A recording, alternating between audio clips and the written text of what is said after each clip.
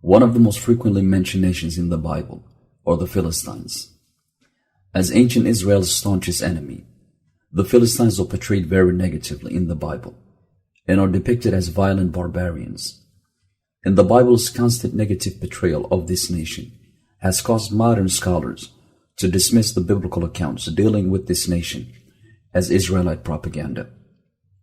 The books that deal with Philistine history, namely the books of Samuel and the books of Kings, are also viewed very critically because of the late date of their composition and their uncertain origin.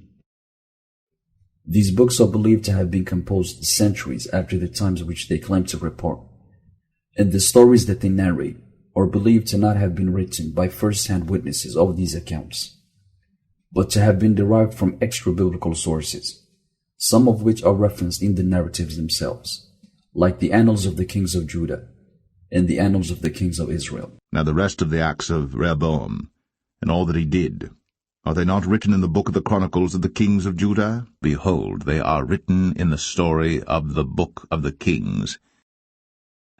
Some have suggested that much of the information contained in these narratives represent the opinions or views of the book's final authors and editors themselves, who are believed to have included a lot of information that represent their own understanding of Philistine history, projected onto their own historical background and environment. Nevertheless, the biblical accounts about the Philistines contain many valuable insights into ancient history, insights which in future archaeological studies will prove to be very important. Keeping up with the traditional opinion that the region east of the Mediterranean represent biblical Canaan, biblical historians have searched for the legendary Philistines in the cultures of 12th century Palestine, the region and historical period which scholars best believe correlate with those of the Philistines. Quite a long time, based on reading the biblical text, based on the reading of Egyptian sources, which we'll talk about a little later on, and the archaeological evidence, there's been a rather monolithic understanding of what went on with the Philistines, that they came as a unified group from somewhere. We'll talk about this somewhere in a moment, and they landed in Canaan, in the land of Israel, took over an area, and lived there for 600 years, and at some stage assimilated and disappeared. And that's more or less the story that has been told for many years in both the research and in the popular discussions of the Philistines. This presumptuous reading of biblical history has created many contradictions between the archaeological data retrieved in Palestinian archaeology and the Bible's account of Philistine history, culture, and religion, as these two many times completely contradict each other on the most fundamental details about the Philistines. The first mention of the Philistines outside of the Bible has been linked to the records of the ancient Egyptians, to the writings of Ramses III, who in the Medinet Habu temple of Luxor wrote about a group of people whom he referred to as the Peleset or Pereset, and included in a list of people whom he conquered and subdued in the 3rd year of his reign. One of the first and foremost pieces of evidence that we have, which is an Oriental Institute excavation, is the excavations of the mortuary temple of Ramses III, the king of Egypt, who ruled in Egypt in the beginning of the 12th century BCE. And in this mortuary temple, on the walls, there's various depictions of things that either actually happened or Ramses III wanted us to believe happened. And among other things, there's a depiction of a land and a sea battle. That's the land battle and that's the sea battle between the Egyptians and groups which are commonly called the Sea Peoples. And among the Sea Peoples, there's one of the groups are the Philistines. Ramses' account of the Peleset or Pereset has been interpreted by biblical maximalists as proof of a seafaring people by the name of Philistine, who lived on the coasts of Palestine in the 12th century. Critics of this view, however, have objected to this interpretation of the Egyptian inscriptions and have pointed out that Ramses' records represent no more than the typical exaggerated propaganda claims about a local Egyptian mercenary group which revolted during Ramses' reign and was eventually subdued. The leading figure in biblical archaeology, Israel Finkelstein, pointed out that there was nothing in the Medinet Habu temple that indicates that these peleset or pereset were located anywhere outside of Egypt's borders. Rainer Stedelman presented a list of convincing arguments that both the land and the naval battle depicted in the Medinet Habu temple were actually set in the eastern delta and not outside of Egypt. This makes Ramses Peleset or Pereset a local group which lived in the vicinity of Egypt and not a foreign people inhabiting the seacoast of Palestine. Outside of Egypt, the Philistines have been linked to another group, which is mentioned in the records of the Assyrians and the Babylonians in the 8th century and afterwards. The Assyrian and Babylonian description of the Philistines will be discussed in more details in a following episode. But ever since the 1960s, the primary source on Philistine history has been archaeology. The Bible identifies the Philistines with 5 major cities, all located along the coast of the biblical Yam Suf. These are Gaza, Gath, Ashdod, Ashkelon, and Ekron. 5 lords of the Philistines, the Gazathites, and the Ashtothites, the Ashkelonites, the Gittites, and the Ekronites, also the Avites. Yam Suf having been translated as the Red Sea for the past 2,000 years, scholars have looked for the 5 Philistine cities, or Philistine Pentapolis as they are also called, along the coasts of the Mediterranean, and have identified 5 regions as the 5 Philistine cities of the Bible, and have named them accordingly. Here we have the southern coastal plain, Philistia, with the 5 major cities of the Philistines: Ashdod, Ashkelon, Gaza, Ekron, and Gath. And the archaeological insights that have been made in these 5 cities are what have been presented to the world as Philistine history. And decades of archaeological work in these 5 cities have revealed the following about the presumed Philistine population of 12th to 6th century Palestine Israel. Unlike the previously held belief that the Philistines were a monolithic group consisting of one united ethnic group, the populations of 12th century Palestine are now known to have looked completely different and to have been a very mixed group consisting of different cultures and religions. And for years, people have been looking for the Ur Heimat, the Alt Philistia, the original home of the Philistines, and hoping that one day we'll be able to identify where these people came from. And I'll give you a hint of where we're going. It probably is that they came from many places and not from one place. And so when we look at the Philistines and their cultural backgrounds, we have to take into account a region, maybe going back to Sardinia, of very mixed cultural origins and various groups coming together and settling along the southern coastal plain of modern-day Israel. The largest group among these presumed Philistines is known to have been of Aegean origin, meaning that they had their origin in the Mediterranean world. There's unequivocal evidence for people arriving from Cyprus and the Aegean and probably other regions around the Mediterranean.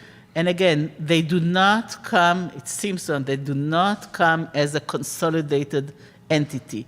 It's not the Philistines arriving, because when they arrived, they were not yet Philistines. They were Mycenaeans from this city and Mycenaeans from another city. They were Cypriots. They were people from all over the Mediterranean. They are believed to have migrated to Palestine Israel after the collapse of civilization. Just after 1200 BCE, what we would call in archaeological terms the end of the Late Bronze Age and the beginning of the Iron Age, a lot goes on. And basically what happens is the world order, as was known for about 500 years, or 400 years, in the Eastern Mediterranean, where there were big empires, such as in Egypt, such as in the Hittite Empire in modern-day Turkey, in Babylon, in Assyria, the city-states in the area of Canaan, Syria, Israel, and Lebanon, the very, very important cultures in ancient Greece, the Mycenaean culture, all this basically over a period of about a century comes apart. And it's those 150, 200 years which are a fascinating period in history. This is where the Philistines appear, at this cusp of the collapse of the late Bronze Age civilization. This has changed the Philistines from being an Afro-Asiatic group to an Indo-European people. Now, if the Philistines came from Greece, Anatolia, Cyprus, or wherever, these are regions where they didn't speak Semitic languages. Not Hebrew, Canaanite, Phoenician, nothing, different languages. And if we, for example, go to ancient Anatolia, they had Hittite, Luwian, other languages. And if you go to ancient Greece, you had Mycenaean Greece. These are Indo-European languages mostly. So if we're talking about groups of people who came from that region, perhaps they spoke these non-Semitic languages. And Kaftor, the biblically designated land of origin of the Philistines, has now been identified by some scholars as the city of Crete. Some have even suggested that the Philistines may have been descendants of the Palestinians, an ancient people believed to have been the ancestors of the ancient Greeks. This also changes the genesis of Philistine history from the one proposed in the Bible, which begins before the 16th century, before the time of Abraham, to a new date which starts only in the 12th century, when these believed Philistines are known to have settled in modern Canaan. From a little after 1200 BCE down to 604 BCE, when it was totally destroyed by the armies of King Nebuchadnezzar. So for a 600-year period, about 3 times as long as we have existed, the Philistines occupied this site in Ashkelon. The end of Philistine history has also been changed from occurring after the 6th century, as they are described in the book of Zechariah as an active group whose destruction was prophesied to occur only in the future, to a new date occurring in the 6th century, when the believed Philistines of modern-day Israel are known to have been conquered and taken into slavery by the Babylonians. Now, the destruction came in 604.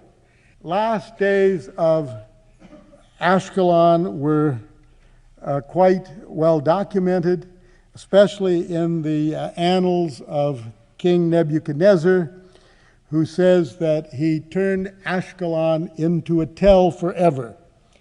In 604 BCE, this would be in our calendar. Unlike the biblical text, which repeatedly separates the Philistines from the Israelites, and is very clear about these two nations inhabiting two separate lands and areas throughout their history, except for a very brief period during the reign of Solomon, the archaeological evidence also here paints an opposite picture, and the believed Philistines are known to have lived among the so-called Canaanites of Palestine and to have mingled culture. Even the short period during which the Philistines lived within Israelite territory is now questioned, and the claim of Israelite dominance over the Philistine cities during Solomon's reign is now also believed to be a myth, as the evidence here also indicates the total opposite, that it was actually the Philistines who dominated the so-called Israelite territories in the time of Solomon. Based on the biblical text, according to the biblical text, from about the 10th century, the time of the so-called United Kingdom, the time of David and Solomon, the Israelite kingdom and subsequently the Judite kingdom are stronger than the Philistines. And according to the biblical text, David captures Philistia and takes over Philistia. But as we'll see, that's far from the case when we start looking at the evidence. The Bible's portrayal of the Philistines as a force to be reckoned with, and which had a great military prowess, is also now questioned heavily, as the evidence hints at a total opposite reality. The claimed fierce Philistines of the Bible are now believed to have been a weak population whose destiny was determined entirely by the dominating powers of their time, whether those powers be the Egyptians, Assyrians, or otherwise. And the larger-than-life Philistine military, with its elite fighters like Goliath, is not supported by any material evidence. These are only some of the fundamental contradictions between the Bible's account of Philistine history and the reality that is painted by the material evidence. But fortunately for Levantine archaeology, there is some evidence that proves biblical history. Evidence such as the names of places and individuals that somewhat resemble those found in the Bible, depending of course on how these names are read, and some other circumstantial evidence. The Philistines are introduced in the Bible as the descendants of Mizraim. Mizraim is the biblical name of Egypt.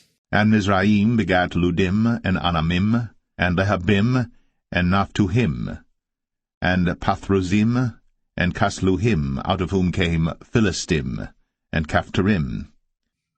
This makes them close relatives of the ancient Egyptians.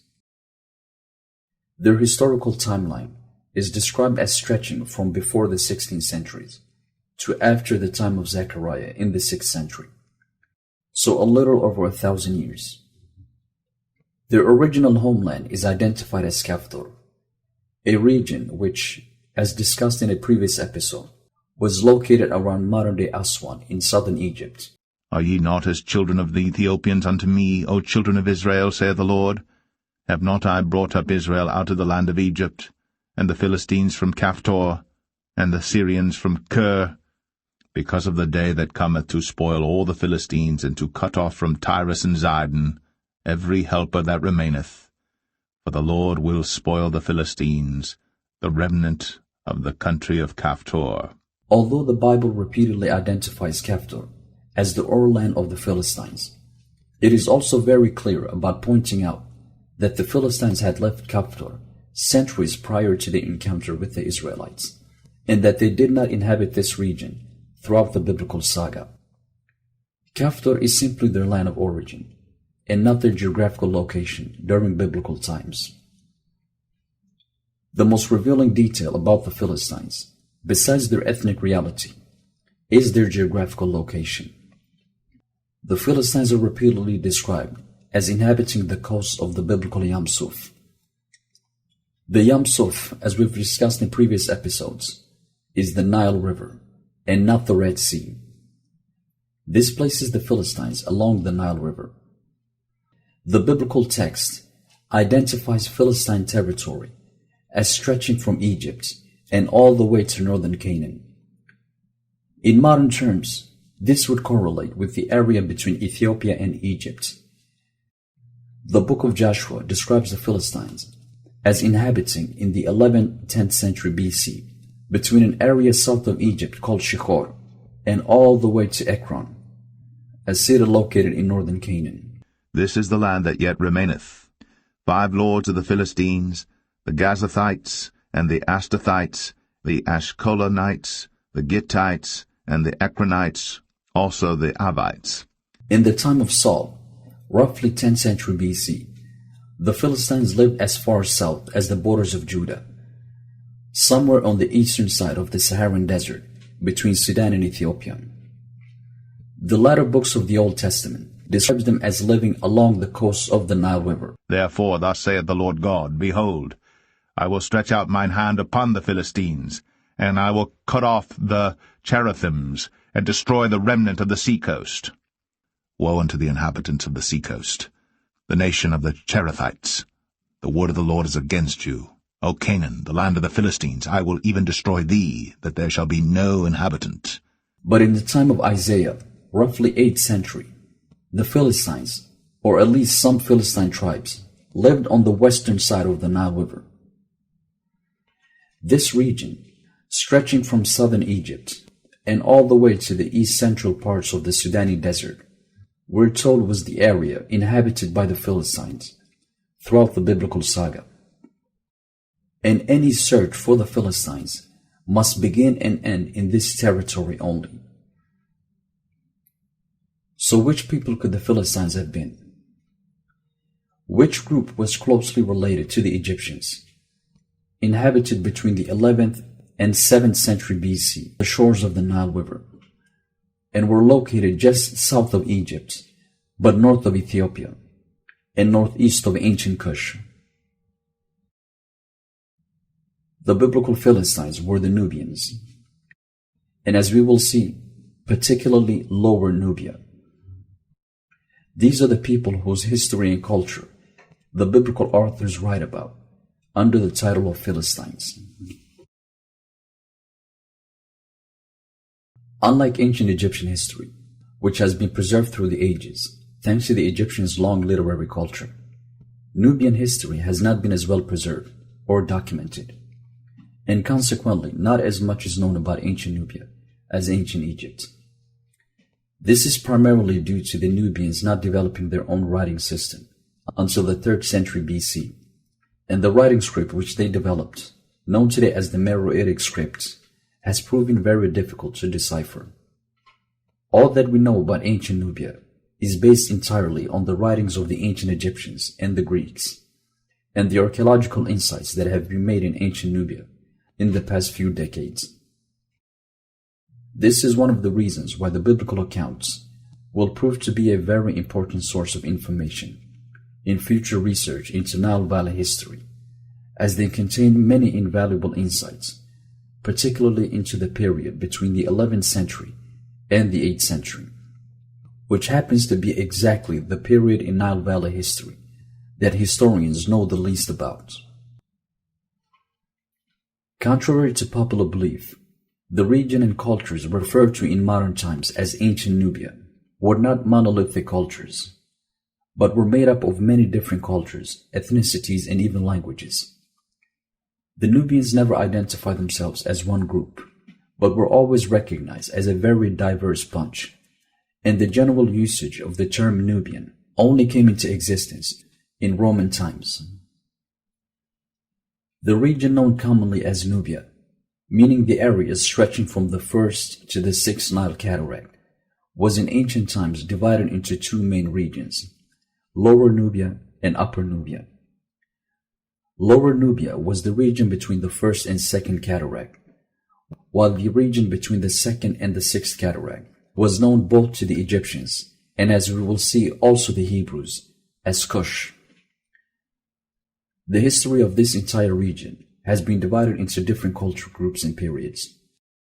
These are the A group, C group, Kerma, the Pangrave cultures, the Napatan period, the Meroitic period, and finally the X group culture. The earliest group is the A group culture. This culture was situated in southern Egypt and stretched from just north of Aswan and all the way to the 2nd cataract, and it was active from 3500 BC to 3000 BC. This was a primarily trade-based culture, with its base products consisting of incense, copper, gold, and other precious material, which it traded with Egypt in return for manufactured articles.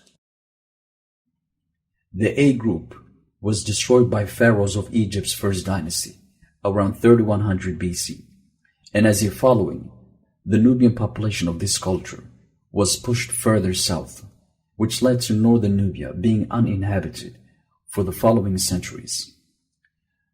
After a quiet period of roughly 750 years, a new society of pastoral nomads settled in the former A group's territory. This was the C group, which began in roughly 2250 BC. And around the same time, another closely related culture was established in northern Sudan, south of the 3rd cataract. This was the Kerma culture. Further east of the C group culture were the Medjais, a nomadic group that lived mostly in the eastern fringes of the desert between northern Sudan and Egypt. The Medjais are often associated with the neighboring Pangrave cultures. These three cultures were all destroyed in 1550 BC, when Egyptian pharaohs of the New Kingdom took control of all of Nubia and annexed the entire region between the 1st and 6th cataract. With Egypt's conquest of all of Nubia started a colonization period that lasted roughly 400 years, during which all of Nubia was under total Egyptian control and became Egyptianized to a great extent. After the colonization period, followed the third intermediate period, when Egyptian power in the region began to crumble greatly, and the Egyptians abandoned all their previous territories in Nubia and withdrew to Egypt.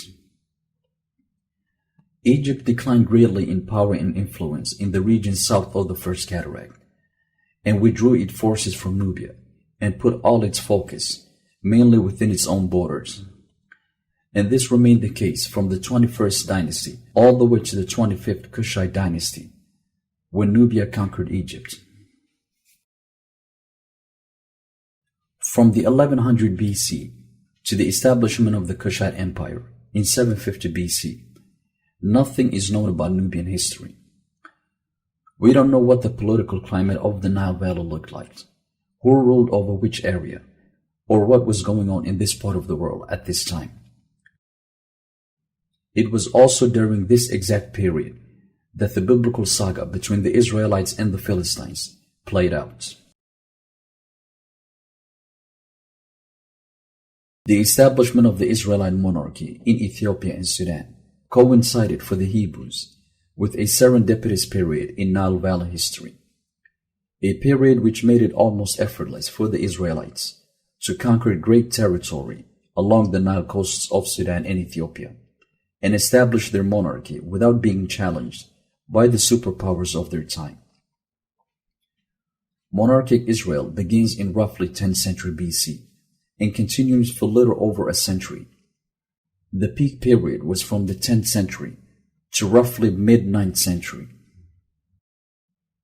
And from the establishment of the United Monarchy of David to its division a little over a century later, the Egyptians and the Cushites, the two superpowers of the region, had no influence in Nubia. This meant that they could pose no opposition to Israelite ambitions, nor stop Israelite expansion along the Nile. And this remained the case all throughout Israelite monarchic history, with Egyptian politics being focused mainly in Egypt and having no say in the regions south of the First Cataract.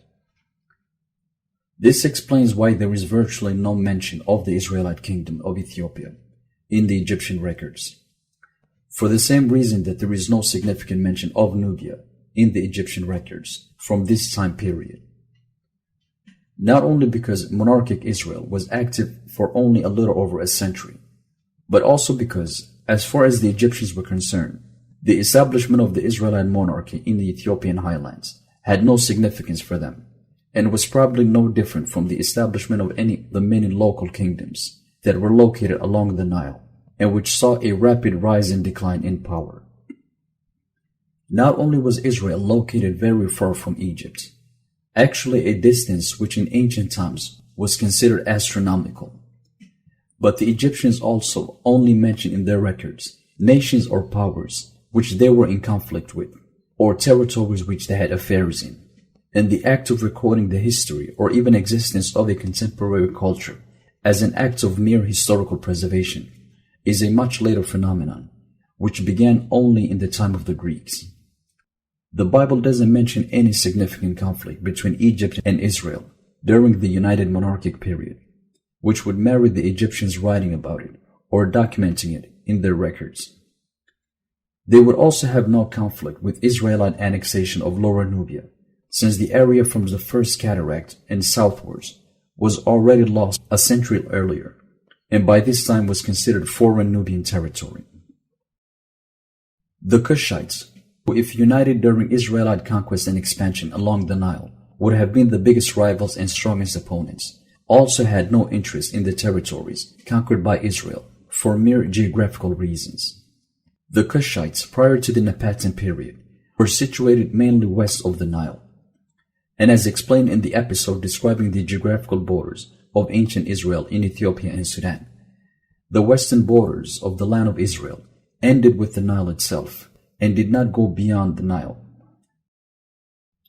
There is no indication anywhere in the Bible that there was any Israelite desire to conquer the region west of the Nile, and that area is repeatedly identified in the Bible as Philistine and Edomite territory. Not only were the Cushites not a united political force during Israelite conquest, but their geographical position would also make them neutral in Israelite political interests. This golden opportunity was taken advantage of by the Israelites, who exploited the decline of Egyptian power and the powerlessness of the Nubians, and established themselves and their monarchy along the coasts of the Nile River, beginning in central Ethiopia and continuing all the way to the first cataract of the Nile.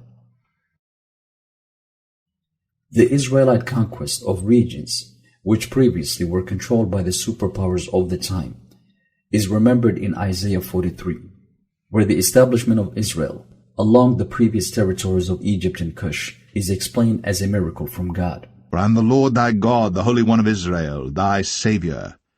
I gave Egypt for thy ransom, Ethiopia and Sheba for thee.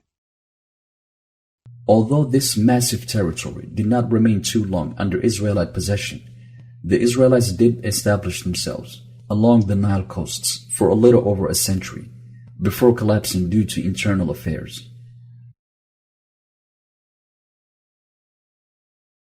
The Philistines, or Lower Nubia, was from the time of David to the division of the United Monarchy in roughly 9th century BC, without a central government. This is agreed upon by scholars of Nubian history. Here, the Bible reveals an interesting insight into ancient Lower Nubia during this period.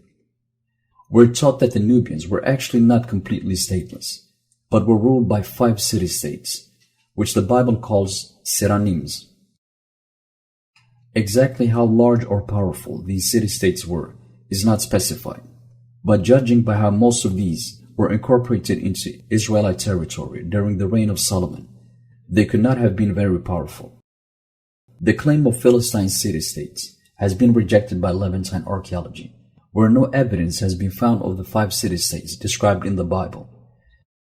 Before Samson, who lived few decades before David, the Philistines are described as only one of the many enemies of ancient Israel, and they don't become the main rival of the Israelites until the final portions of the lifetime of Samson.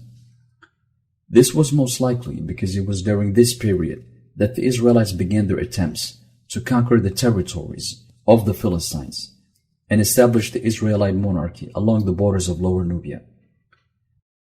This would mean that they would have to conquer the area between the first and second cataract, a region which the Bible includes in the land promised to the descendants of Jacob.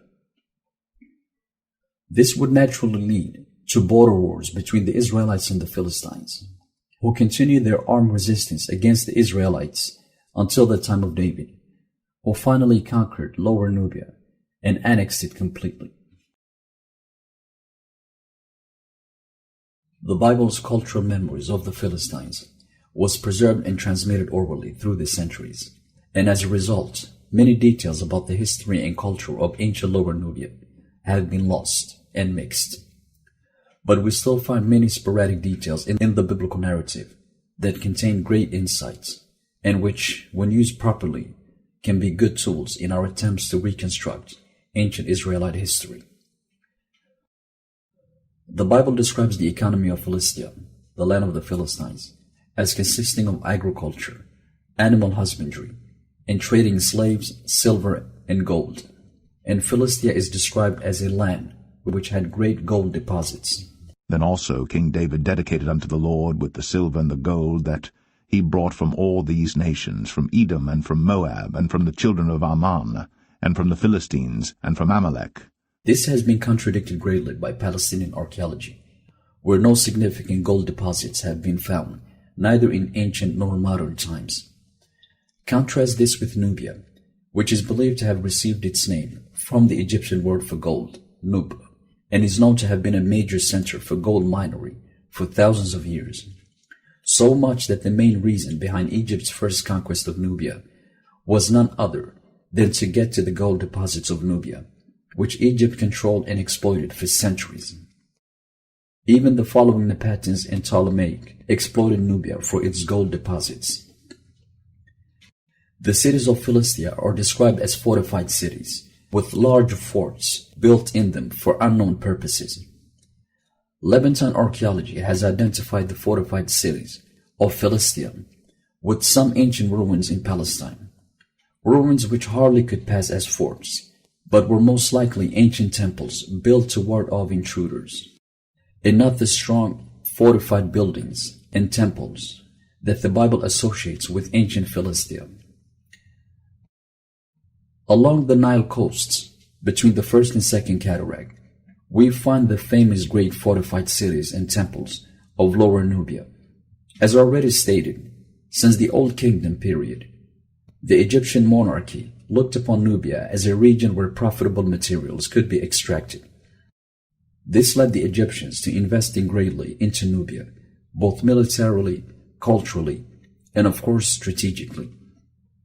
15 fortifications were built along the banks of the Nile in Lower Nubia to secure the military control over Lower and Upper Nubia, to control the commercial routes from Cush, to oversee the region for Cushite raids and larger-scale operations in their campaigns against Cush. These fortified cities were concentrated mainly around the first and second cataract. The biblical accounts tell us that these fortified cities were later occupied by Israel during the monarchic period. The Philistines are described in the Bible as smiths and craftsmen who work with metals and produce different types of weapons and tools. Their hegemony over metal production during biblical times was to such an extent that the Israelites had to turn to the Philistines to buy the very weapons which they needed to fight them. This claim too has been rejected by Palestinian archaeology, where again the opposite reality has been suggested by the archaeological data. We found this area. We found remains of metallurgical activity. Now, those who are very familiar with the biblical text, there's a text in the Bible in which it's usually assumed that the Philistines had a monopoly on the metalsmithing. And in fact, archaeologically, we've shown the complete opposite. Early metalsmithing in the Levant, in the Iron Age, is only at Israelite sites. In fact, this is the first Philistine site where we found evidence of archaeological evidence of metalworking. So here you have you flip this, it's a complete flip of the biblical text. The science of metallurgy goes back thousands of years in Nubia. Copper smelting is known to go as far back as 2600 BC, when the Egyptians of early Old Kingdom are believed to have started copper smelting in Nubia. At the city of Buhan, one of the fortified cities of Philistia, an Egyptian outpost was established sometimes in the mid-3rd millennium BC for the purpose of smelting. And at the same time, another crucible furnace was set up in Kerma for the purpose of bronze casting. This science, if originated with the Egyptians, was later adopted by the Nubians, who in the following millennium developed great skills in working with copper and different kinds of metals. The Philistines are described as fierce warriors who used to boast with their military prowess and were the greatest rivals of the Israelites during the pre-monarchic period. As already stated, the populations of 10th century Palestine are now known to not have fit the biblical description of the Philistines as a great military power of the region. And the reality is actually the total opposite from what the Bible describes.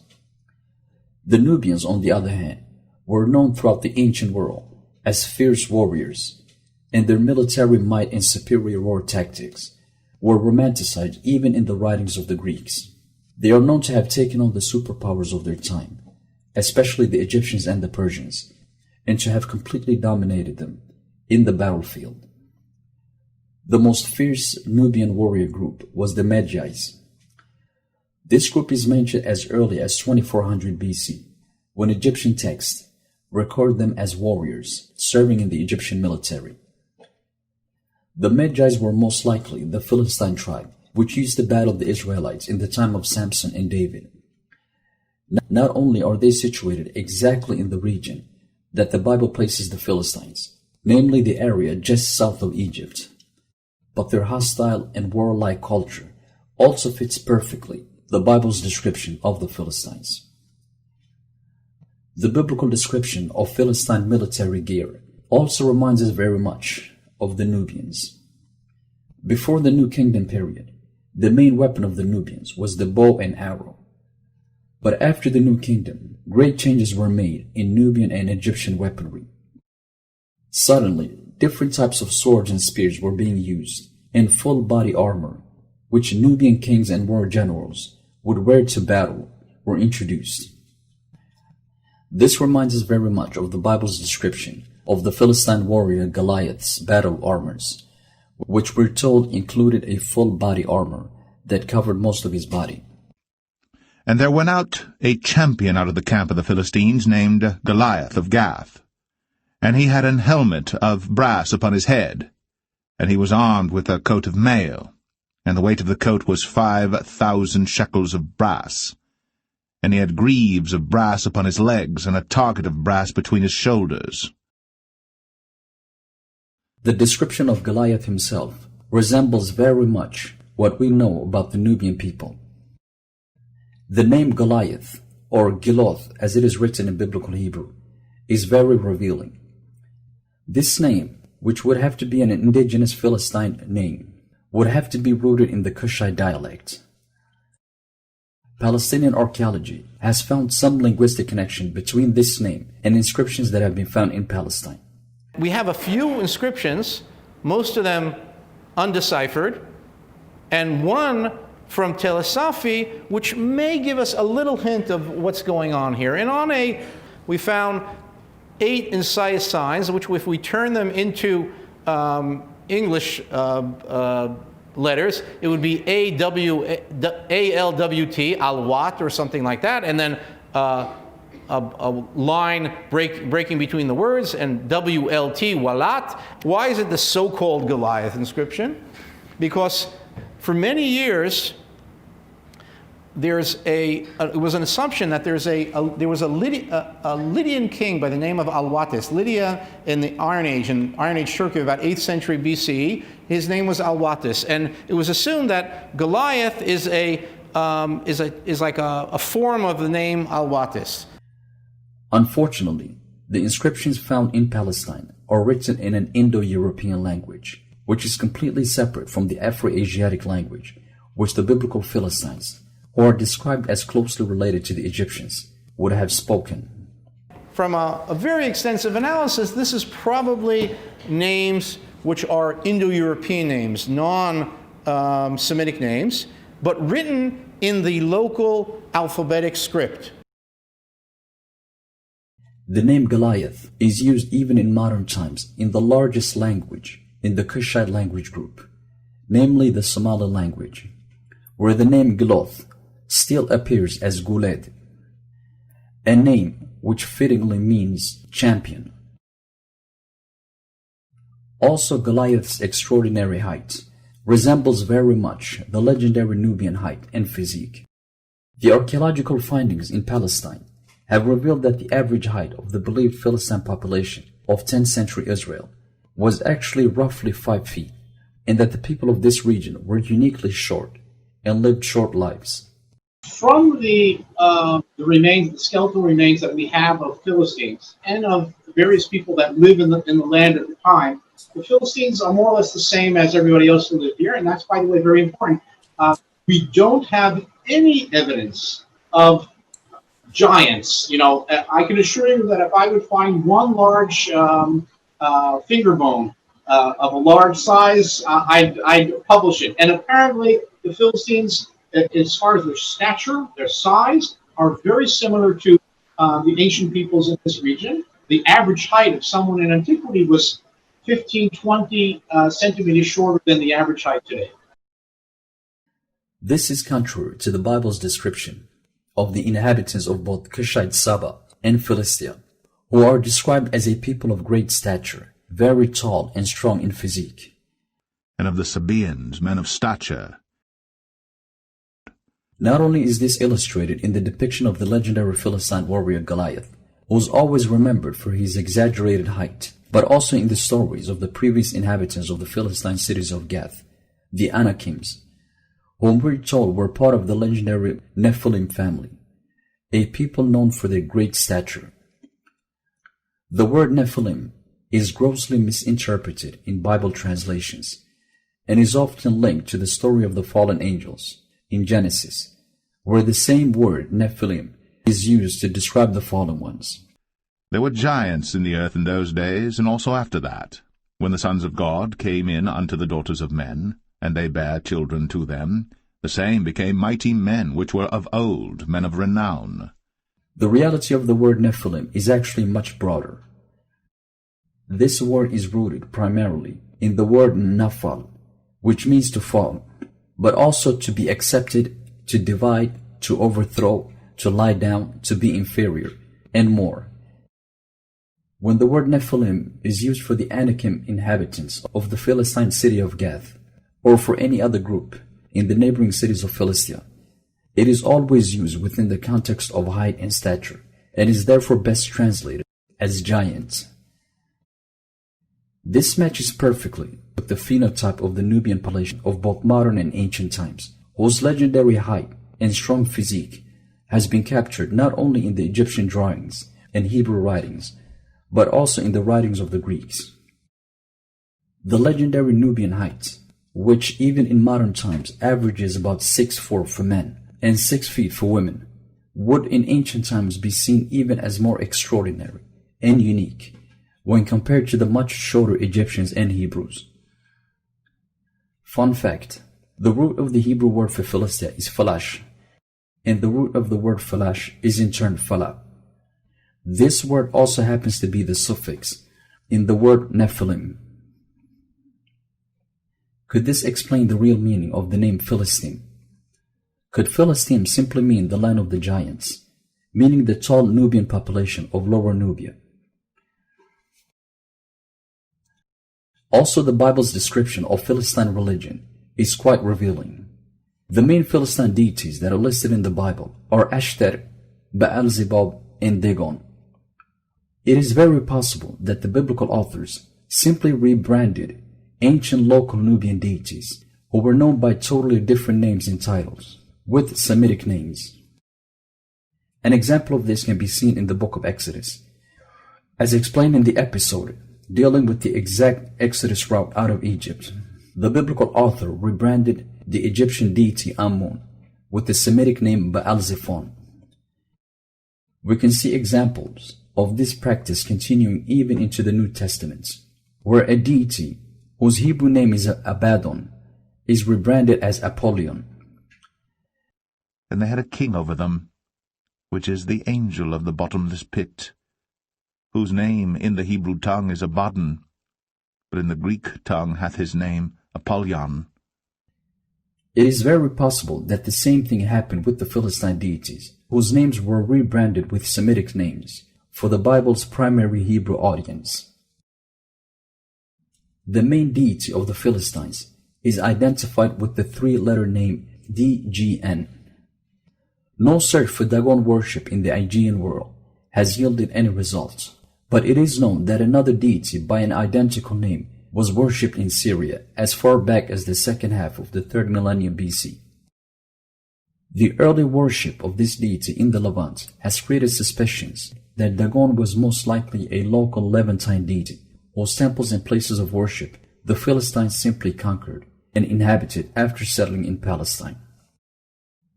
The name of the Philistine deity Dagon is most likely a literary corruption of the name of the ancient Nubian god of incense, Dedon, which is known to have been worshipped in Lower Nubia as far back as 2000 BC. An interesting yet obscure incident relating to Dagon is retold in the Bible, in the story of the Philistines' capture of the Ark of the Covenant. The Philistines are said to have kept the Ark of Covenant for 7 months before bringing it to the temple of Dedon. After being taken to this temple, the Dedon statue is said to have miraculously fallen to its face and brought up again. After that, it had its hands cut off, and then after that the entire coast of Ashdod, where the ark was preserved, was destroyed with plagues.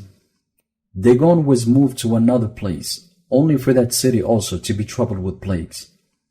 And this cycle kept repeating until the ark was finally taken to Ekron, whose population died in mass before demanding that the ark be returned to Canaan. A somewhat vague but interesting historical memory of this incident might very well be that Dedon is now believed by some scholars to have been associated with a fire that threatened to destroy other Nubian deities. Some scholars have suggested that there might have been a great fire that started in a temple of Dedon sometimes in its history. Could this be a cultural memory of the Israelite Ark of the Covenant, burning down many cities in Lower Nubia during biblical times? Another deity said to have been worshipped by the Philistines was Ashtar. This Near Eastern deity is known to have arrived to ancient Egypt during the 18th dynasty, along with other deities who were worshipped by northwestern Semitic people. Although no real evidence has been found of Ishtar worship in Nubia, it is possible that this deity was taken further south of Egypt into Lower Nubia and worshipped there by the Philistines. Only future excavations will reveal more on this topic. These are some of the interesting insights which the Bible provides us about ancient Lower Nubia. In the next episode, we will discuss the fate of the Philistines and what actually happened to them during the Assyrian and Babylonian conquest of Canaan.